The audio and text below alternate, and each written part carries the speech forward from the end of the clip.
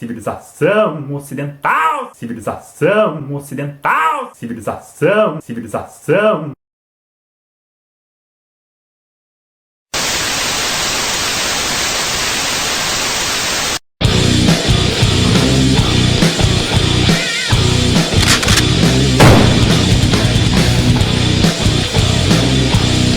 Historicamente, as primeiras descrições sobre sexo que a gente tem registrada surgem na Mesopotâmia, cerca de 3.200 anos antes de Cristo. Era uma sociedade extremamente patriarcal, onde a mulher era considerada propriedade do marido.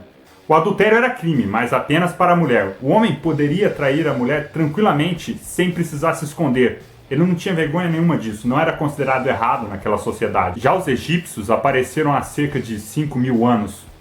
E como os mesopotâmios, eles acreditavam que sexo e espiritualidade estavam intimamente relacionados. É isso mesmo, sabe? Essa separação entre sexo e espiritualidade, sendo um considerado inferior e o outro superior e inconciliáveis, basicamente, isso nem sempre esteve por aqui também. O rei Akhenaton era considerado hermafrodita.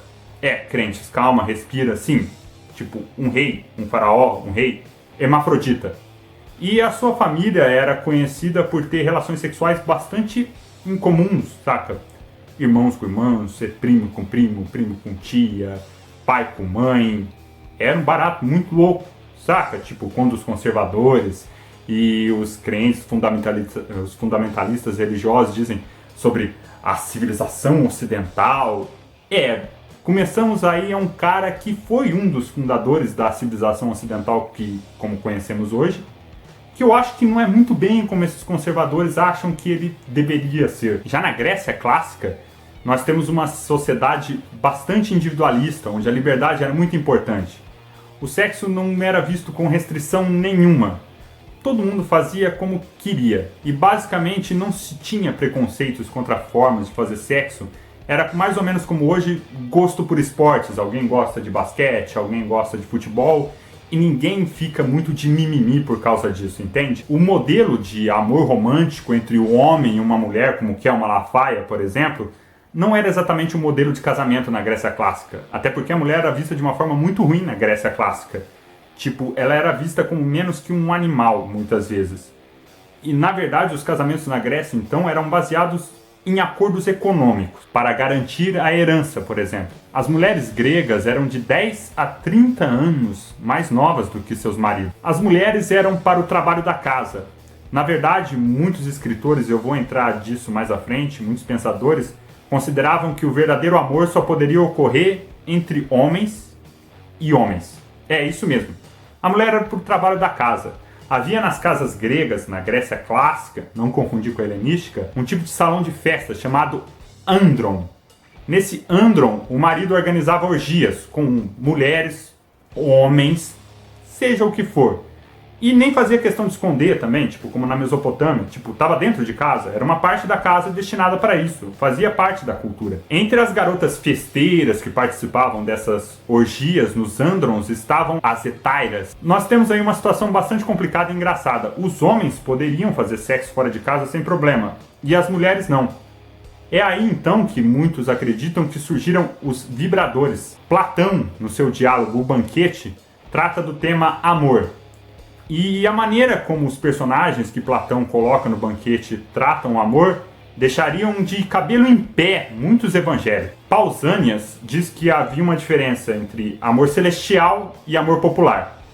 No amor popular, não se fazia distinção entre homens e mulheres, porque ele só estava interessado no prazer. Agora, no amor celestial, já se fazia distinção. Mas você, evangélico, fundamentalista e conservador, pode tirar o sorrisinho da cara. Para Pausanias, o amor celestial fazia distinção.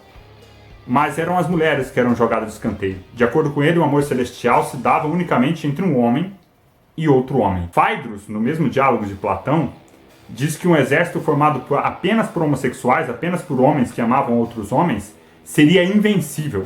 Sobre os gregos, ainda podemos citar o batalhão sagrado de Tebas.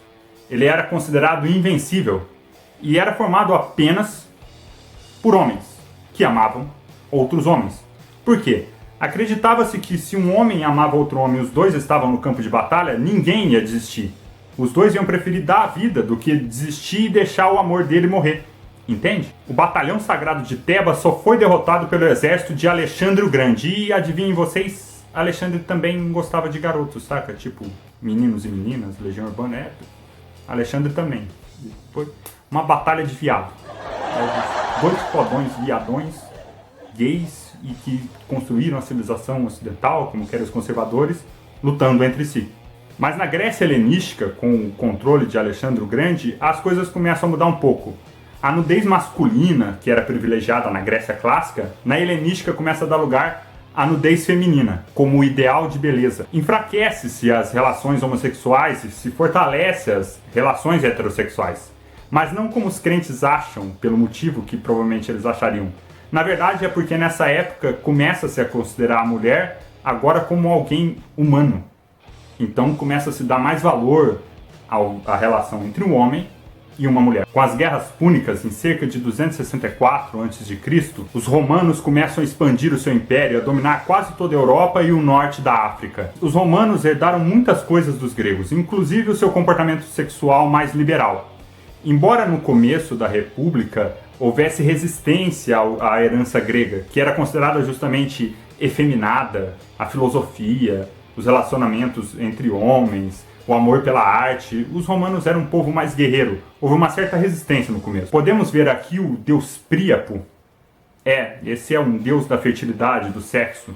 Como podemos ver, a religião já foi muito diferente da que temos hoje, assim como os modelos de família. O sexo em Roma era baseado no modelo hierárquico de submissão. Um devia se submeter ao outro. A mulher se submetendo ao homem, o mais novo se submetendo ao mais velho, e o de classe social inferior se submetendo ao de classe social superior. No início da República, como eu falei, houve resistência a essa herança grega. E a pederastia, como era praticada pelos gregos, ou seja, o amor entre um homem mais velho e um adolescente mais novo, era punida até com a morte. A lei que punia a pederastia com a morte era chamada de Lei Escantínia. Mas mesmo nessa época em que havia resistência à pederastia grega e ela era punida com a morte, ainda era considerado normal penetrar escravos. Em Roma, um escravo não era um cidadão, não era alguém com direitos. Se considerava lícito usar eles para qualquer fim, inclusive sexual. Tanto homens, quanto mulheres, quanto qualquer sexo. E mesmo contra sua vontade, como você pode imaginar. Na verdade, a criminalização do estupro na nossa sociedade é recente, historicamente falando. Infelizmente. A mesma coisa continuava com aquela cultura patriarcal e machista. O adultério só era problema para a mulher, não para o homem. Um homem que traísse a mulher só teria problemas se traísse ela com a filha, a esposa ou o filho de algum outro cidadão romano. Aí ele podia tomar no cu. Apesar disso, as mulheres podiam se divorciar, o que acontecia muito frequentemente. Era muito comum em Roma vários casamentos, tanto desde as classes mais baixas até as classes mais altas. Gradualmente, em Roma, a liberalidade quanto ao sexo adquirido dos gregos foi ganhando terreno. Os cemitérios, sim, até o cemitério, as casas de banho romanas, eram usadas para encontros sexuais. No primeiro século, Suetônio e Tácito constatam uma certa generalização dos matrimônios entre homens e homens. Sim, começa a se tornar muito comum em Roma homens casando-se com outros homens. Sim, os romanos, que fundaram a civilização ocidental, saca? Modelo de família. Era muito normal. Inclusive, muitos imperadores casaram com outros homens. O imperador Nero foi o primeiro imperador a se casar com outro homem. E ele fez isso em duas ocasiões. Numa como o equivalente à esposa e na outra como a marido. Quando ele se casou como esposa, ele se vestiu de mulher, inclusive. E como noivo, com esporos, que ele mandou castrar. Como a gente vê, Nero era meio radical, né? Tipo, ou ele era passivona, ou ele era tipo Isis, né? Manda cortar o pau, você é meu, dominador. Meio dos extremos o tal Nero. Entre os imperadores gays, como poderíamos dizer, encontram-se Calígula, que teve como amantes Lépido e Menéster. Nero teve dois maridos. Num foi a noiva e no outro o noivo. Júlio César, sim, Júlio César, o fundador da civilização ocidental.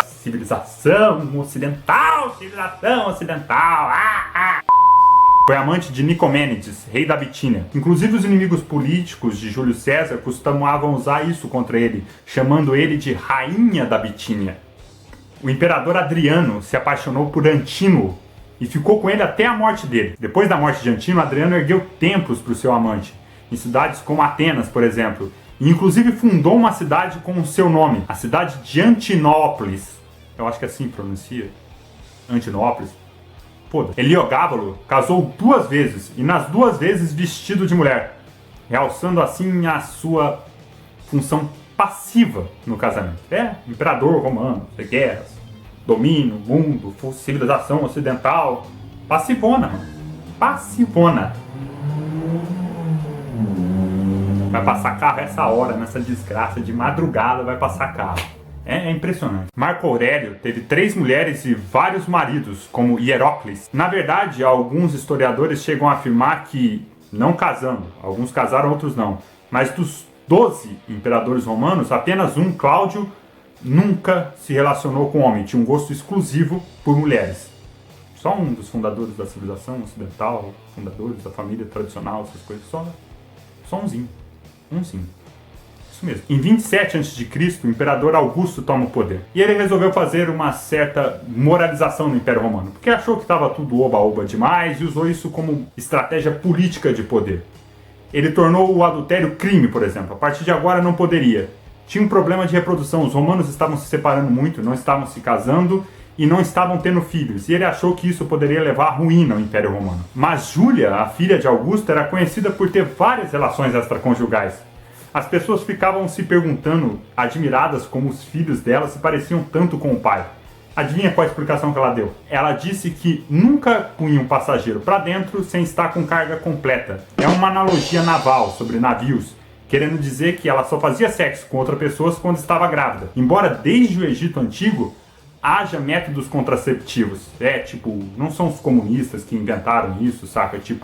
Era normal há muito tempo antes do cristianismo, saca? Isso não existe desde a criação, não. Nada disso. Só no século III, o imperador, mais ou menos pelo século III, o imperador Constantino se liga à religião cristã e torna ela, no século IV, oficial do império e tal, e aí fode tudo. Mas mesmo no começo do domínio cristão, no Império Romano, a homossexualidade era aceita em várias partes. É difícil mudar uma coisa que era milenar, saca? A homossexualidade, o relacionamento entre homens e homens, mulheres e mulheres, é que na verdade era milenar, que durava muito tempo. E se alguém corrompeu alguma coisa, foi o cristianismo que resolveu mudar isso e tornar isso pecado, crime. Essa mudança de pensamento é retratada no massacre de Tessalônica. O imperador Teodósio I resolve proibir várias práticas pagãs, entre elas a homossexualidade, que era considerada uma prática pagã. Acontece que em Tessalônica, um esportista famoso, muito famoso, que o pessoal adorava lá, tipo um Neymar da época, entende? Parece que deu em cima de um dos soldados do imperador e ele resolveu mandar matar todo mundo. Esperou a galera se reunir no circo assim e mandou matar todo mundo. A bem da verdade, o bispo Ambrósio recriminou o imperador Teodósio por esse ato de crueldade tão grande. Ele ia matar na armadilha ainda por cima. Ao que parece, Teodósio tentou voltar atrás na sua ordem, mas a segunda ordem teria chegado muito tarde e o massacre aconteceu mesmo assim. Então, como a gente pode ver, na verdade, quando os conservadores, os fundamentalistas dizem que a família sempre foi assim, que agora os comunistas e gaysistas querem mudar, na verdade não é assim. A família sempre se alterou ao longo do tempo e se adaptou ao contexto social. Nunca houve um modelo estabelecido de família eterna e imutável que agora estão querendo mudar. Por exemplo, quando os conservadores dizem que casal é homem e mulher, se é homem com homem, mulher com mulher é par. Na verdade, casal vem do latim casalis, que quer dizer mais ou menos viver sob uma mesma casa, viver na mesma casa, sob o mesmo teto, da onde que surge a palavra casal, casamento e acasalar. Foram os romanos que criaram o casamento como a gente conhece hoje, o casamento ocidental tradicional. E como a gente acabou de ver, ele era bem diferente daquilo que os crentes gostariam que tivesse sido, que eles acham que é eterno, que o Malafaia chama de família milenar. Outro ponto importante é que mesmo durante o domínio do cristianismo na Idade Média, casamento nem sempre foi um sacramento, ou pelo menos um sacramento especial cristão. Isso só surge no século XVI. Até o século XII, XIII, por exemplo, ou portanto em plena Idade Média, portanto no pleno domínio do cristianismo, qualquer cerimônia pública onde duas pessoas se dissessem casadas, era reconhecida como casamento, inclusive pela igreja. Claro que já a essa altura a sociedade não aceitava mais, por causa dos dogmas cristãos que tinham dominado o Ocidente, as pessoas não aceitavam mais 2 homens e 2 mulheres se casando. Mas o importante é que até o século XVI, o que podemos chamar de casamento civil é que era considerado válido. O casamento religioso só surge no século XVI, e por um motivo bem engraçado. Como eu disse, as pessoas casavam, faziam uma cerimônia e diziam que estavam casados, e era reconhecido como casamento. Mas a partir do século XVI, com o aumento do comércio e, portanto, com o aumento das viagens, o cara casava com uma aqui, casava com outra naquela cidade, e com outra naquela outra cidade, e começou a dar uma merda muito grande, principalmente no que concerne à herança. Então a igreja estabeleceu a doutrina das chaves, e a partir de agora, um casamento, para ser socialmente reconhecido, tinha que ser reconhecido primeiro pela igreja.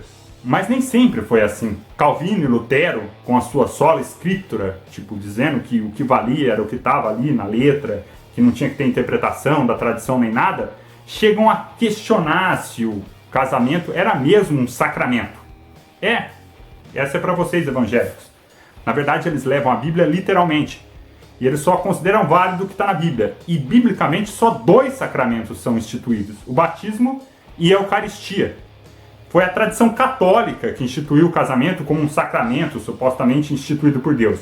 E como o protestantismo e a reforma negam a tradição da igreja e se baseiam apenas na Bíblia, começa-se a questionar se isso era mesmo um sacramento. Afinal, não está na Bíblia que é um sacramento. Mas isso é outra história.